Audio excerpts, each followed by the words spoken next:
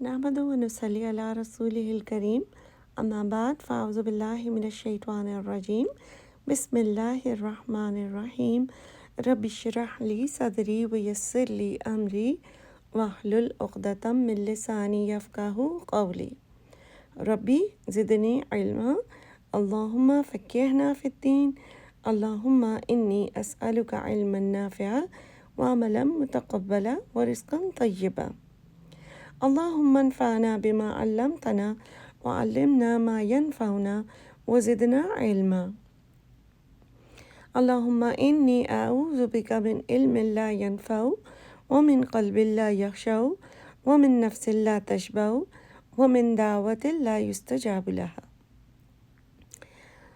अभी तक हमने जो भी पढ़ा था उसमें इंसान की कैरेक्टर बिल्डिंग भी हो रही है, साथ साथ हमें अवेयरनेस दी जा रही है कि दुनिया में किस तरह के लोगों से हम मिलेंगे, और अक़ल दी जा रही है कि हम भी इन्हीं में से कोई एक होंगे, तो अपनी कैटेगरी खुद चूज़ करें, बनाएं। और फिर लेसन लर्न करने के लिए अल्लाह सुब्हानहू व तआला ने भी कि इंसान जो हिकमत समझना चाहे, तालीम को हासिल करना चाहे, तो उसको अपना जहन कैसे बनाना होगा, अल्लाह सुब्हानहू व तआला की मार्फत कैसे नसीब होगी, वो सब कुछ बताया गया।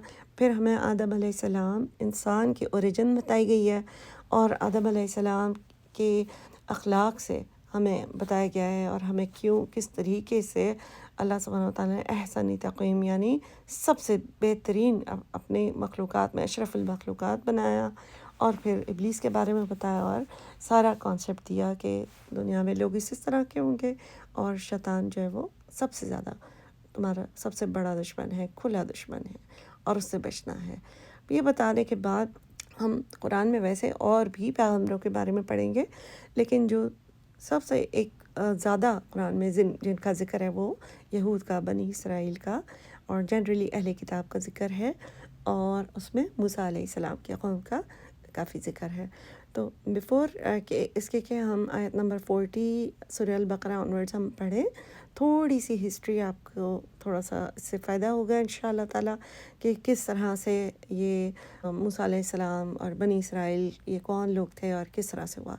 इसका शॉर्ट आंसर तो यही है कि बनी इसराइल यहूद को कहा जाता है। अब ये यहूद कैसे हुए, और अल्लाह ताला ने यहूद बनाया था उन्हें? नहीं, ऐसी कोई बात नहीं थी। ये जैसे कि आदम अलैहिस्सलाम के क़िस्से के एंड में हमने पढ़ा, अल्लाह सुब्हानहू व तआला ने फरमाया कि कुछ अरसे के लिए सब यहाँ रहेंगे, जिससे ये पता चल गया एक आखिरत है, उसके बाद जवाबदही होगी। और ये बताया गया कि अल्लाह सुब्हानहू व तआला हिदायत भेजेंगे, यानी वक्तन फ़वक्तन प्रॉफिट्स पैगम्बरों को अल्लाह सुब्हानहू व तआला भेजेंगे, और वो इंसान को करेक्ट करने में, चीज़ों को याद दिलाने में, सही इंसानों को फ़िल्टर करने में वो सबका साथ देंगे। और जो इंसान उनकी बात मानेगा वो हिदायत पर आ गया, जो नहीं मानेगा वो फिर काफिरीन में से होगा, और उसका ठिकाना जहन्नुम होगा। ये सब जानने के बाद जिनकी मिसाल हमें बार बार कुरान में बताई जाएगी वो बनी इसराइल हैं, और इसके बारे में हदीस भी है नबी सल्लल्लाहु अलैहि वसल्लम की कि मेरी कौम बिल्कुल कदम ब कदम बनी इसराइल के फुटस्टेप्स में चलेगी, उनको फॉलो करेगी, उनकी तरह के सारे काम करेगी। इवन दो कि अल्लाह ताला ने बार बार हमें इनके किस्से बताए हैं। ये केस स्टडी इसलिए नहीं है कि हम सिर्फ स्टोरी की तरह पढ़े कि अच्छा यहूद ने ये किया और उन लोगों ने इस तरीके से किया था और ऐसे क्यों किया, बल्कि ये समझने के लिए है कि क्या हम भी वही काम कर रहे हैं या नहीं। और लिटरली हम लोग हर वो काम कर रहे हैं जो करते थे, सिर्फ हमें अपने आप को अपने गिरेबान में झांकना नहीं आ रहा।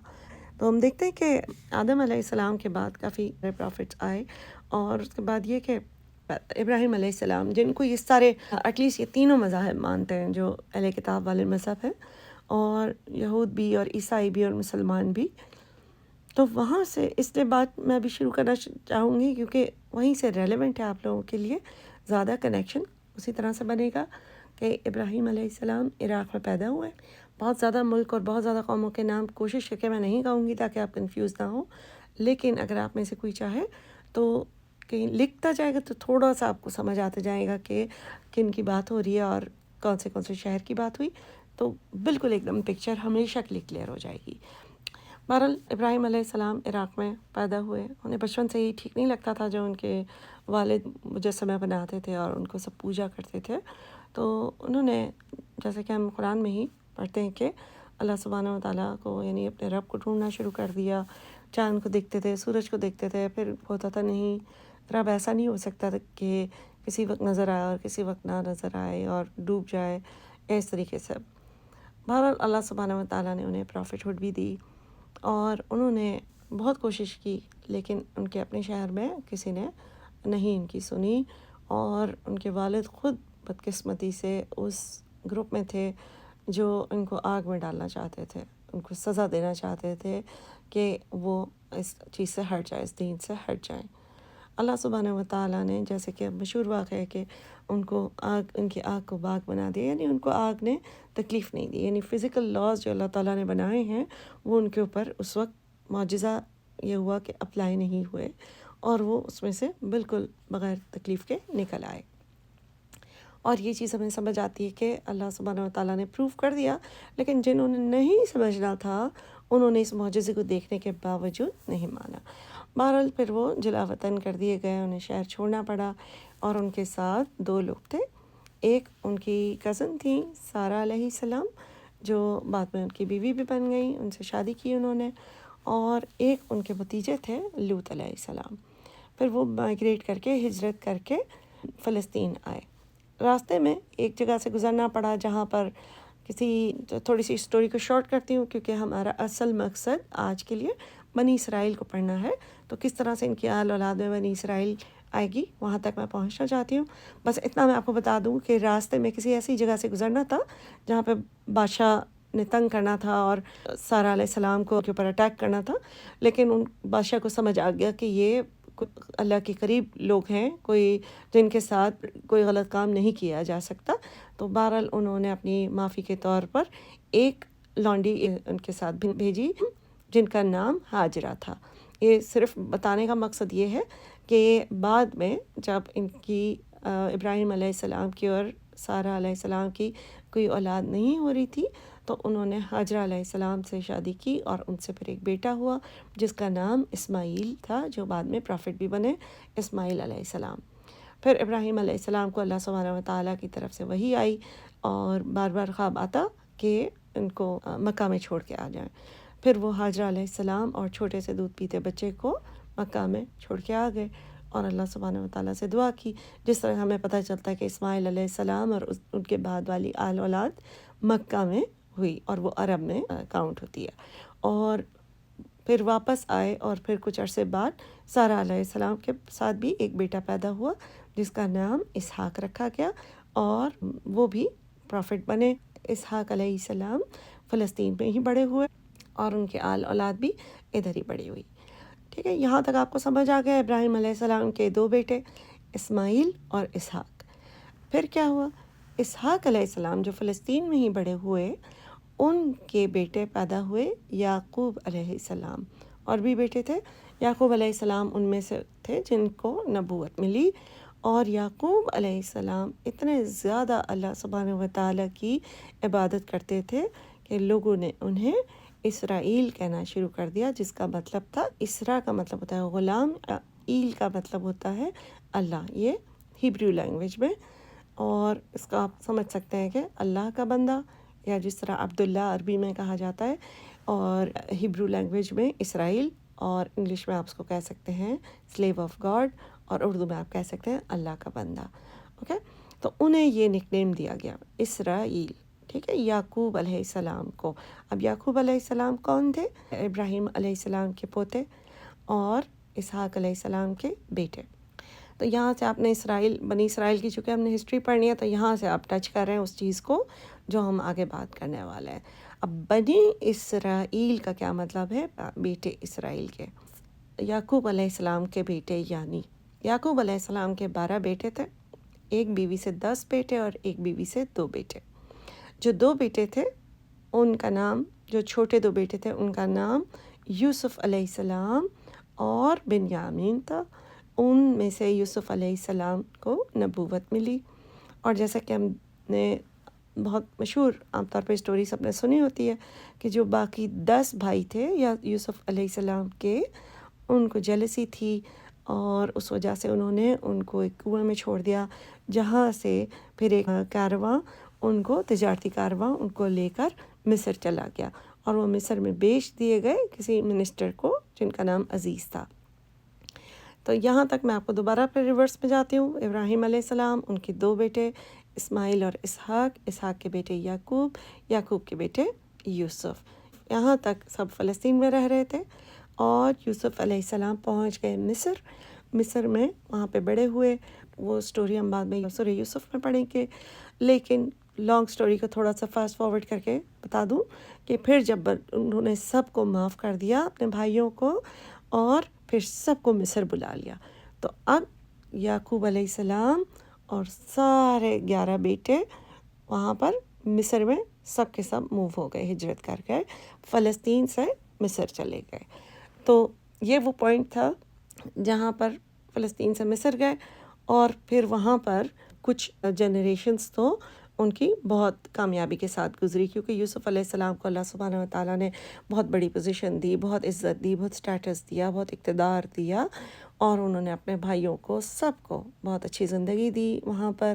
تو اب یہ آپ یاد رکھیے کہ بیٹے اسرائیل کے، بنی اسرائیل، یہ 12 جو بیٹے ہیں ان سے جو قومیں چلیں گی، یہ 12 قبیلے اور ان کی آل اولاد، ان سب کو بنی اسرائیل کہا جاتا ہے۔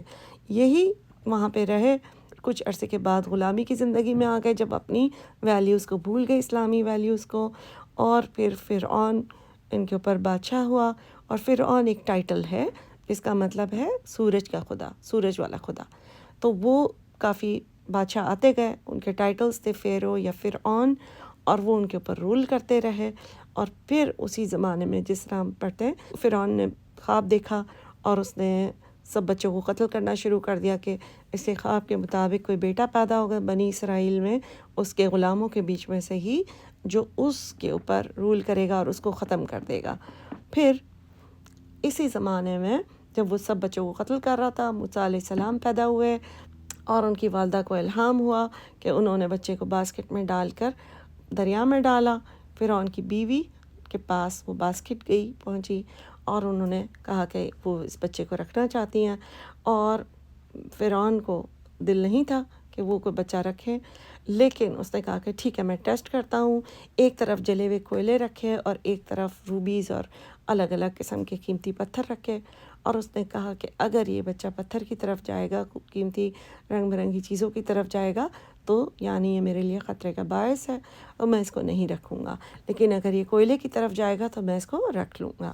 پھر ایسا ہوا کہ موسیٰ علیہ السلام کو کرال کرنے کے لیے چھوڑا گیا، تو پھر انہوں نے پہلے رنگین چیزوں کی طرف گئے، پھر جبریل علیہ السلام فرشتے کی مدد سے ان کا ڈائریکشن ٹرن کر دیا گیا، پھر وہ گرم کوئلوں کے پاس گئے اور انہوں نے اپنی زبان جلا لی، جس کی وجہ سے وہ کہا جاتا ہے کہ یہی وجہ تھی کہ وہ تھوڑا سا سٹٹر کرتے تھے، جب وہ بات کرتے تھے تو ہکلاتے تھے۔ پھر موسیٰ علیہ السلام اللہ تعالیٰ نے معجزاتی طور پر انہی کے گھر میں بڑا کیا، جو فرعون کی بیوی تھی آسیہ رضی اللہ عنہ، وہ بہت نیک عورت تھیں، بہت زیادہ دنیا میں اللہ تعالیٰ نے ان کو عزت دی ہے، اور آخرت کے لیے ان کا نام جنت کی اعلیٰ خواتین کے اندر رکھا گیا ہے۔ وہیں پر وہ بڑے ہوئے موسیٰ علیہ السلام، اور اللہ سبحانہ و تعالیٰ کے اس معجزے کا ایک اور فائدہ تھا کہ جس طرح کی غلامی کی زندگی وہ لوگ گزارتے تھے اور جتنی بے بسی کی زندگی وہ لوگ گزارتے تھے، یہ پاسبل نہیں تھا کہ کوئی بچہ بالکل غلاموں میں سے پیدا ہو کر وہ فرعون کا مقابلہ کر سکتا۔ تو موسیٰ علیہ السلام کو اللہ تعالیٰ نے وہی زندگی دینی تھی جو ایک شاہی دربار میں دی جاتی، وہی قوت آتی، اسی طریقے سے انہوں نے سب انداز دیکھے ہوتے، سب کس طرح سے محلوں میں چیزیں چلتی ہیں۔ اور پھر جب وہ بڑے ہوئے، اللہ نے ان کو نبوت دی، اور ان کو ایک ان کا کام یہ بھی تھا کہ فرعون سے اپنی قوم کو نجات دینی تھی۔ پھر انہوں نے اللہ سبحانہ و تعالیٰ سے اجازت چاہی کہ اگر وہ ان کے بھائی ہارون علیہ السلام کو بھی نبوت دے دیں۔ اس طریقے سے اس زمانے میں موسیٰ علیہ السلام اور ہارون علیہ السلام پیغمبر ہوئے۔ پھر ہم دیکھیں گے کہ کس طریقے سے فرعون جب اسلام نہیں لایا تو پھر بنی اسرائیل کو انہوں نے سمندر پار کرایا، اور مصر سے اب روانگی دوبارہ فلسطین کی طرف۔ تو آپ کو یاد ہوگا کہ فلسطین میں ہی ابراہیم علیہ السلام، پھر ان کے بیٹے اسحاق علیہ السلام، پھر ان کے بیٹے یعقوب علیہ السلام تھے، اور یوسف علیہ السلام بھی وہیں بڑے ہوئے۔ پھر یوسف علیہ السلام مصر پہنچے کارواں کے ساتھ۔ پھر اب موسیٰ علیہ السلام کی مدد سے سارے بنی اسرائیل کے یعقوب علیہ السلام کی اولادیں واپس جانے لگیں۔ موسیٰ علیہ السلام کے پیچھے جب فرعون کی قوم آئی تو سمندر کو ان کے عصا کو مارنے کو کہا گیا، اور سمندر کے 2 حصے ہوئے، راستہ بنا، اور وہ وہاں سے نکل کر چلنا شروع ہوئے۔ اور جب وہ اس کے بعد پہلے پہنچے صحرائے سینا میں اور میدان تیہ میں، پھر وہاں پر دوبارہ انہیں اللہ سبحانہ وتعالیٰ سے کلام کرنے کے لیے بلایا گیا 30 راتوں کے لیے۔ پھر وہ 40 راتوں کے لیے اللہ نے انہیں وہاں رکھا، اور تورات کی تختیاں انہیں عطا فرمائیں۔ اور ہم دیکھتے جائیں گے کہ کس کس طریقے سے بنی اسرائیل نے بہت تنگ کیا موسیٰ علیہ السلام کو، بہت زیادہ نافرمانی کی۔ اللہ سبحانہ وتعالیٰ نے ان پر بہت فضیلتیں کی، اللہ نے ان کو بہت نعمتیں دیں، ان کے سفر کو آسان بنانے کے لیے انہیں من اور سلوہ دیا تاکہ انہیں کھانا نہ بنانا پڑے، اور ان کے لیے آسمان کے اوپر گرمی سے بچانے کے لیے کلاؤڈز دیے، بادل دیے تاکہ ان کے اوپر تیز دھوپ نہ آئے، اور اسی طریقے سے پانی دیا پینے کو، اور ہر طریقے سے اللہ تعالیٰ نے انہیں معاف کیا ان کی نافرمانیوں کو۔ لیکن وہ پھر بھی باز نہ آئے۔ بہرحال فلسطین کے دروازے پر پہنچ کر بھی وہ اندر جانے سے انہوں نے انکار کیا کہ ہم نہیں لڑیں گے اس قوم سے۔ پھر اللہ سبحانہ وتعالیٰ نے انہیں 40 سال گم ہوتے رہنے کی سزا دی۔ وہ وہیں سے نکلتے روز صبح اور چلتے، اور دوبارہ جہاں پر سو کے اٹھتے تو وہیں پر موجود ہوتے۔ اسی طرح 40 سال تک وہ گھومتے رہے۔ یہ اللہ سبحانہ وتعالیٰ کی طرف سے ایک اشارہ تھا کہ ایک پوری جنریشن بدلے گی تو ان کی بزدل قوم ہٹے گی اور تھوڑے بہادر لوگ پیدا ہوں گے۔ پھر وہ بعد میں فلسطین میں داخل ہوئے، جب تک موسیٰ علیہ السلام اور ہارون علیہ السلام زندہ نہ تھے، لیکن ان کے شاگرد جن کے بارے میں دونوں باتیں ملتی ہیں کہ وہ پروفٹ تھے اور نہیں تھے، ان کے شاگرد یوشع بن نون کی سربراہی میں وہ لوگ فلسطین میں پر بہرحال داخل ہوئے۔ تو اس طریقے سے فلسطین سے جو فلسطین تک کا سفر ہے وہی ساری ہسٹری ہے۔ انشاءاللہ پھر ہم آیت نمبر 40 سے پڑھیں گے۔